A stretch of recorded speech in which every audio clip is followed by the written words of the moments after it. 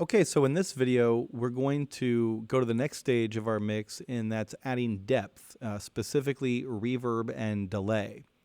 So if we think of EQ in terms of frequency ranges, and we want to make sure that our mix is tall, okay?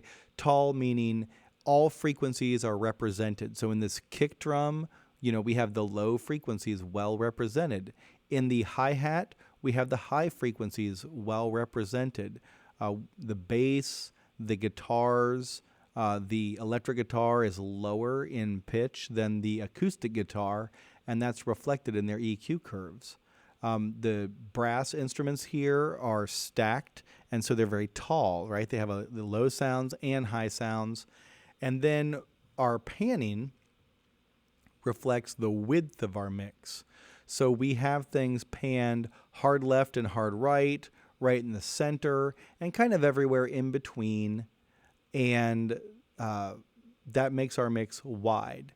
Now we need to make our mix deep with depth. Before we go on, if you noticed that the overhead drums are panned opposite the way they were before, this is because I realized in mixing that the overheads, the left and the right channels are mixed up. They recorded from the drummer's perspective, in which the hi-hat is on the left and tom 3 is on the right. But that does not gel with my panning, so I don't want to have conflicting information. So all I did was I took the left overhead and panned it to the right, and the right overhead and panned it all the way to the left. It looks kind of weird, but it sounds good. Okay, so let's add some depth now. I have 4 aux input tracks that I'm using as effects return tracks, and I have the first one is a reverb with a 1.9 second reverb time, and this is just the factory default setting for air reverb. I have reverb 1 also on the factory default setting of 3.4 seconds, so it's a little longer reverb. Now we can mess with these as we go on, but these are good to start with. Then I have 2 delays. The dynamic delay, and I have the mix knob cranked to 100%, and I have it on quarter note delay, synced. If you remember in that README text file, it gave us the tempo, and then I put that tempo into the session, and I checked it with a click track. So you can see the click. I kind of left it in a weird spot down there underneath the vocals. Normally I'd be at the very top. And I checked it out with the click, and then I muted the click so I wouldn't have to hear it. So this is on beat now. So our quarter note delays will be in sync with the tempo of the song. I also have a multi-delay here, and I have, again, the mix knob cranked up to 100%. Right now it's on the factory default settings. Other than that, 5 different taps. We'll see what we want to do as we go along. And then lastly, for the setup, I have sends, all 4 sends on every audio track. And I actually accidentally have it on some of my submix tracks too. So I don't want that. I'm going to take those off like that.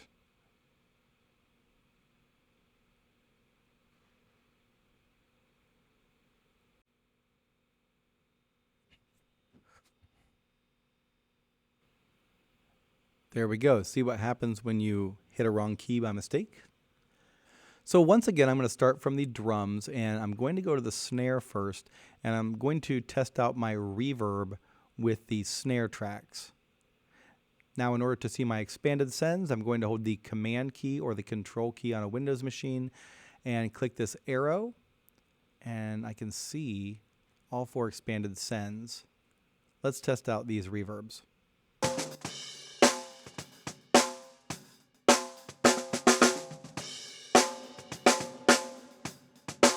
A little bit goes a long way.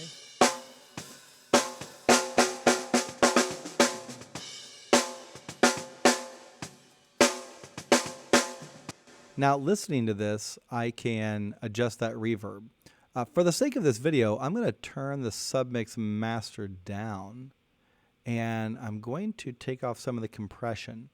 And the reason I'm doing that is so that the video won't be quite as loud.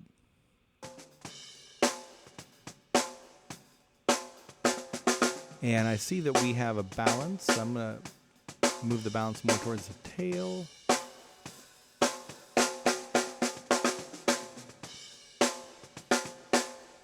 And I might cut down the high end.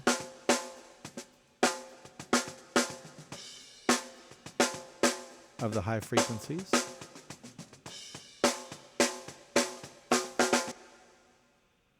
And so I'll probably take down the room size a little bit. It might lower the reverb time. I'm basically just wanting to create some space for that snare.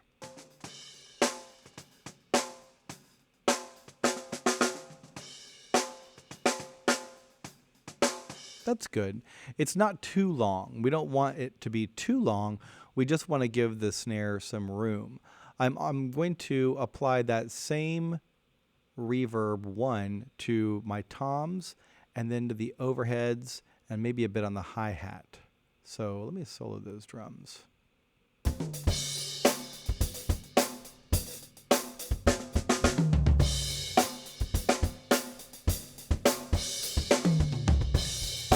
Don't want to make it too wet.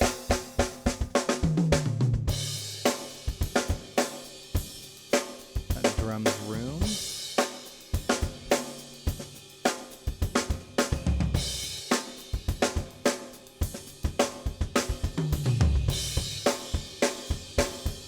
And notice I'm not applying anything to the kick. I suppose you could a little bit, but the more reverb you apply to the kick, the muddier the sound's going to be and the less defined the rhythm, just because it's so low in frequency.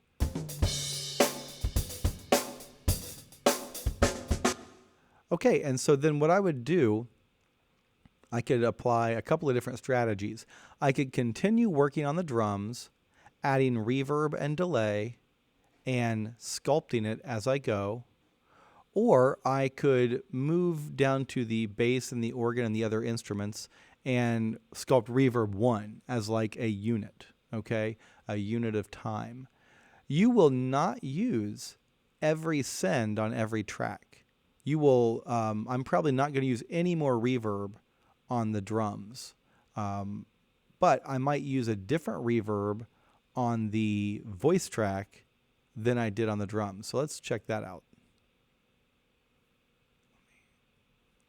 Comparing, converting, and the sort. But I don't want to take the easy way out. A 20-minute recipe is not what I'm looking for. That doesn't sound too bad.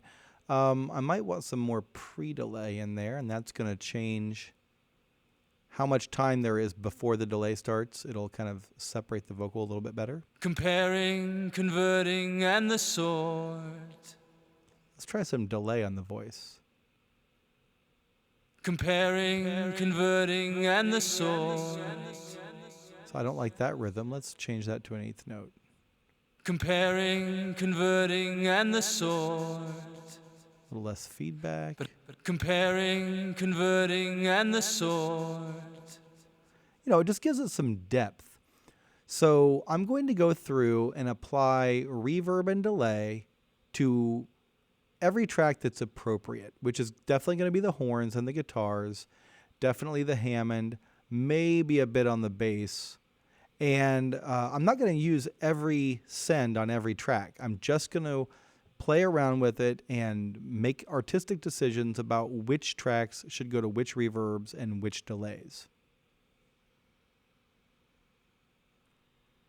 Okay, so I have gone through and I have put reverb and delay on every track and in an appropriate amount for my taste. It's not too wet, it's not too dry. Let's take a listen to it. And again, I'm gonna lower the volume of this so it doesn't blow your ears out. Comparing, converting, and the sort. But I don't want to take the easy way out. 20-minute recipe is not what I'm looking for. So you can hear, when I stop, you can hear those repetitions. It's not all the way done yet. There are some things I don't like about the mix, but we're going to keep correcting those. And then there are some things in the edit window you can do. For instance, in the horn part, you can see that for most of the track, the horns are pretty much the same volume level. And then all of a sudden at the end, they go nuts. You know, they're just so much louder. So what I would do is I would cut those, and then I'm going to use the clip gain fader to kind of bring them more in line with the rest of the track, especially this guy right here and this guy like right here. And there are other things you could do with the vocal line. I will admit that the vocals are not the strongest vocals you could have, but this is a good basic mix. And I think that it will keep you more than busy to get this far. There's a lot of other things you can do to make the mix better and sparkle and shine. And you can keep tweaking EQ and compression, but this is basically it. So just to recap, we have imported the tracks, arranged them in order, color-coded them, grouped them with mix groups, put them into submix tracks, put the submix tracks into a submix master, going through the master fader track, and all those submix tracks in the master fader are all stereo. That's very important. We have applied EQ and compression to every audio track, and we have added sends for reverb and delay on every audio track, and we have different reverbs and sends. You can see here I swapped out the multi-tap for the Mod Delay 3. The multi-tap wasn't working. I tried it, didn't work the way I wanted it to, so I tried this and it worked much better. And then on the submix master, we have compression and limiting, and that's a good start to your mixing. In the next video, I'm going to show you all about dither and how to export your final mix.